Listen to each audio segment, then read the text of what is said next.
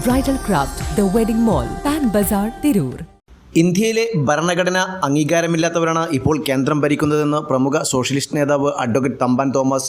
കോൺഗ്രസിനുള്ള അടിസ്ഥാന പ്രശ്നങ്ങൾ അതേക്കുറിച്ച് ഞാൻ കിടക്കുന്നില്ല.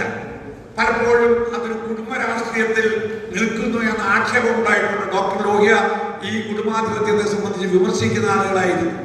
പക്ഷേ ഇന്ന് നരേന്ദ്രമോദി അത് മുതലെടുക്കുകയാണ്.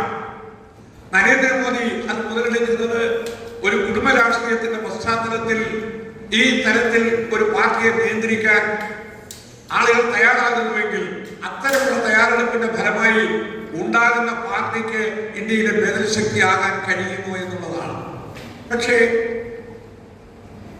സൗഭാഗ്യം എന്ന് പറയട്ടെ, പുതിയ തലമുറയിൽ വന്നിട്ടുള്ള ശ്രീ രാഹുൽ ഗാന്ധി വ്യത്യസ്തമായ ഒരു ശബ്ദം നമ്മൾ കേൾക്കുന്നു.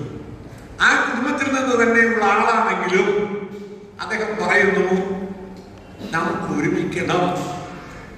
BJP-ക്ക് ബദലായി ഒരു ശക്തി, ഒരു പാർട്ടി, ഒന്ന് എന്നുള്ളത് നമുക്ക് പ്രദർശിപ്പിക്കാൻ കഴിയണം. അങ്ങനെ BJP-ക്ക് ബദലായി ഒരു ശക്തി എന്നുള്ളത് പ്രദർശിപ്പിക്കേണ്ടത് ആവശ്യമാണ് എന്ന നിലയിൽ അദ്ദേഹം എല്ലാ കക്ഷികളെയും ഉൾപ്പെടുത്തിക്കൊണ്ടുള്ള ഒരു മുന്നേറ്റത്തിന് തുടക്കം കുറിക്കുകയും സാംസ്കാരിക സമുച്ചയത്തിൽ സോഷ്യലിസ്റ്റ് പാർട്ടി സംഘടിപ്പിച്ച രാഷ്ട്രീയ സംവേദം ഉദ്ഘാടനം ചെയ്യുകയായിരുന്നു അദ്ദേഹം.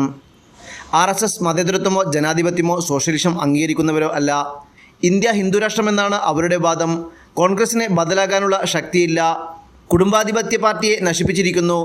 BJP-ക്ക് ബദലായി ഒരു ഐക്യനിര ഉണ്ടായി വരേണ്ടതുണ്ട്. സോഷ്യലിസ്റ്റ് ആശയത്തിൽ ഐക്യത്തോടെ മുന്നേറിയാൽ പ്രാവർത്തികമാക്കാൻ ആവും. നമുക്കാവശ്യം ഗാന്ധിയൻ സോഷ്യലിസമാണെന്ന് അദ്ദേഹം പറഞ്ഞു.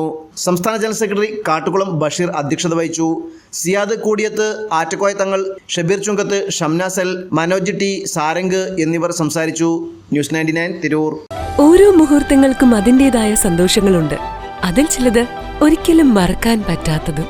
Azad gold and diamonds, Thazhepalam, Tirur.